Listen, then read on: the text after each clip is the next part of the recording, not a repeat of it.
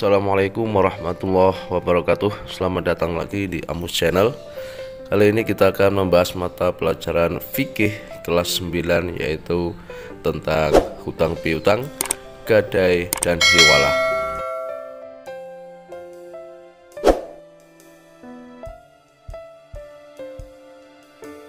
Hiwalah, pemindahan utang. Pengertian hiwalah. Hiwalah secara bahasa artinya pindah.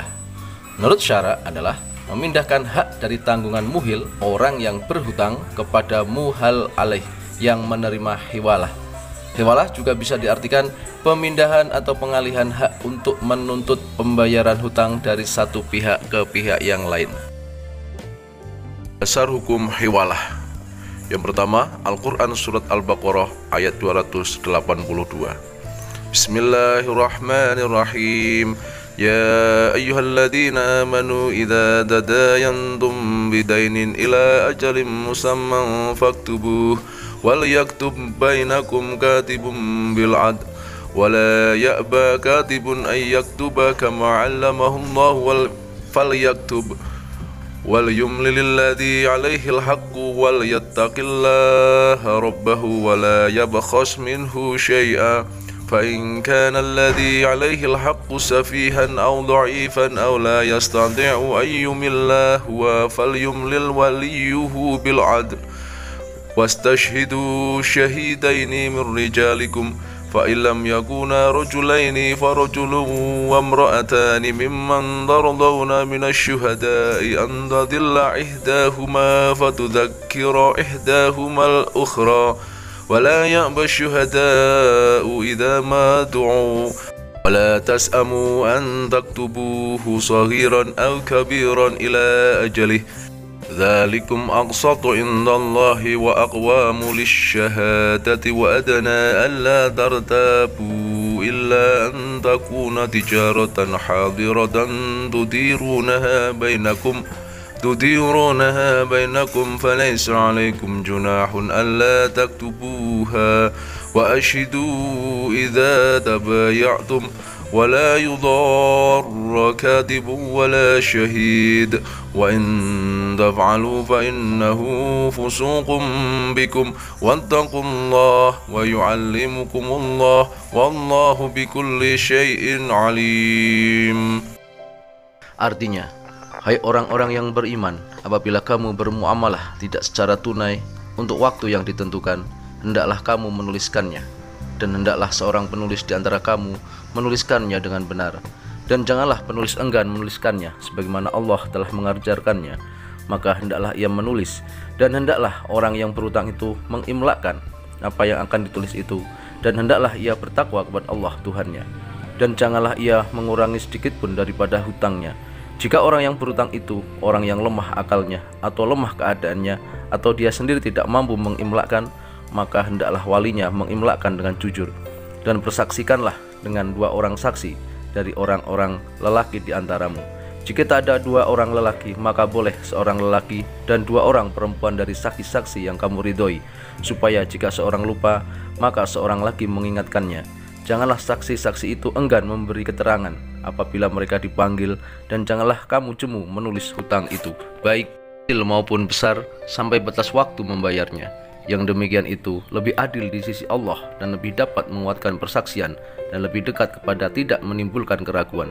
Tulislah muamalahmu itu, kecuali jika muamalah itu perdagangan tunai yang kamu jalankan di antara kamu, maka tak ada dosa bagi kamu jika kamu tidak menulisnya.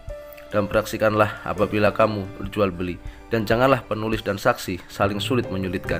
Jika kamu lakukan yang demikian, maka sesungguhnya hal itu adalah suatu kefasikan pada dirimu, dan bertakwalah kepada Allah. Allah mengajarkanmu, dan Allah Maha mengetahui segala sesuatu. Al-Baqarah 282. Surat Al-Baqarah ayat 282 tersebut menerangkan bahwa dalam hutang piutang atau transaksi yang tidak kontan, hendaklah dituliskan, sehingga ketika ada perselisihan maka dapat dibuktikan.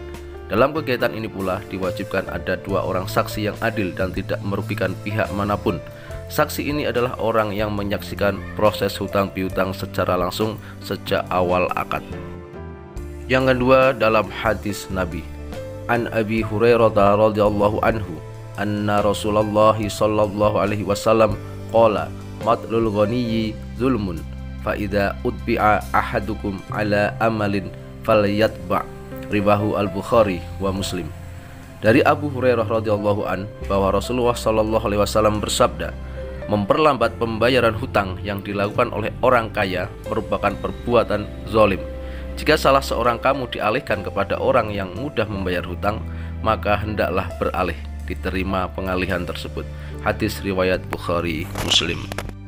Pada hadis ini Rasulullah memberitahukan kepada orang yang berpiutang atau yang memberi hutang, jika orang yang berhutang menghiwalahkan kepada orang kaya atau mampu, hendaklah ia menerima hiwalah tersebut dan menagih kepada orang yang dihiwalahkan. Dengan demikian haknya dapat terpenuhi. Rukun hiwalah. Rukun hiwalah ada 5, yaitu 1. Muhil, orang yang berhutang atau pihak pertama. 2. Muhal, orang yang berpiutang atau pemberi pinjaman atau pihak kedua. 3. Muhal alaih, orang yang menerima hiwalah atau pihak ketiga. 4. Muhal bih, hutang. 5. Sihwat ijab qabul, ijab dari muhil dan qabul dari muhal. Syarat hiwalah diantaranya 1. Muhil, pihak pertama, yaitu balih dan berakal, ridho, tidak dipaksa. Jika muhil dipaksa untuk melakukan hiwalah maka tidak sah. Yang kedua, muhal, pihak yang kedua, yaitu balih dan berakal, ada persetujuan dari muhal terhadap muhil yang melakukan hiwalah. 3. Muhal alaih, pihak yang ketiga, yaitu balih dan berakal, ada persetujuan ridho dari muhal alaih. Yang keempat, hutang yang dialihkan, syaratnya adalah 1. Sesuatu yang dialihkan itu adalah sesuatu yang sudah dalam bentuk hutang piutang yang pasti. Yang kedua, hutang muhil kepada muhal maupun muhal alaih sama dengan jumlah dan kualitasnya, hiwalah al-muqayyadah. Mazhab Syafi'i juga menambahkan bahwa kedua hutang itu harus sama pada waktu jatuh temponya. Jika tidak sama maka tidak sah akad hiwalah. Konsekuensi hiwalah antara lain 1. Kewajiban muhil kepada muhal untuk membayar hutang dengan sendirinya menjadi terlepas, bebas. 2. Adanya hak muhal untuk menuntut pembayaran hutang kepada muhal alaih. Jenis hiwalah. Ditinjau dari segi objek akad, hiwalah dibagi menjadi 2 jenis, yaitu 1. Hiwalah al-haq, yaitu apabila yang dipindahkan itu hak menuntut hutang atau pemindahan hak. 2. Hiwalah ad-dain, yaitu apabila yang dipindahkan itu kewajiban untuk membayar hutang, pemindahan hutang atau kewajiban. Ditinjau dari segi akad, hiwalah dibagi menjadi 2 jenis, yaitu 1. Hiwalah al-muqayyadah atau pemindahan bersyarat, yaitu pengalihan sebagai ganti pembayaran hutang muhil pihak pertama kepada muhal pihak kedua. Yang kedua, hiwalah al-mutlaqah, pemindahan mutlak, yaitu pengalihan hutang yang tidak ditegaskan sebagai ganti rugi terhadap pembayaran hutang muhil pihak pertama kepada muhal pihak kedua. Berakhirnya hiwalah. Akad hiwalah dianggap berakhir jika 1. Salah satu pihak membatalkan akad sebelum akad itu berlaku tetap. 2.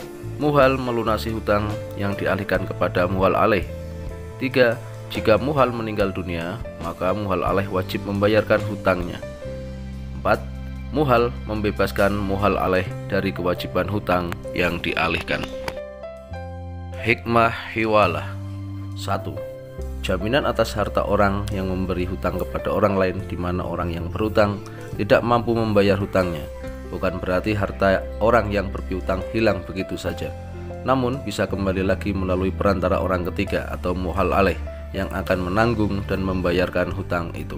Yang kedua, membantu kebutuhan orang lain di mana muhil, orang yang berhutang, akan terbantu oleh pihak ketiga, muhal alaih.